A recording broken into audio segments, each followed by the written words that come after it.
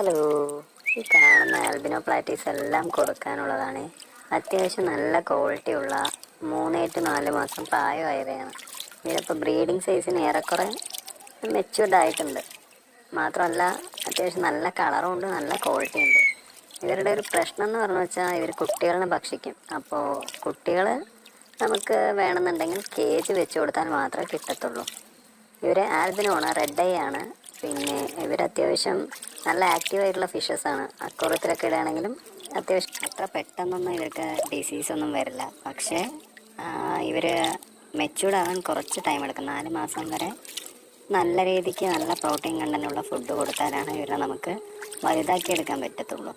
അപ്പോൾ ലൈവായിട്ടുള്ള artemia, blood worms അതൊക്കെ കൊടുക്കുകയാണെന്നുണ്ടെങ്കിൽ കുറച്ചുകൂടി പെട്ടെന്ന് അവർ നല്ല കളറിലും നല്ല ക്വാളിറ്റിയിലും വലുതാക്കി എടുക്കാൻ പറ്റും.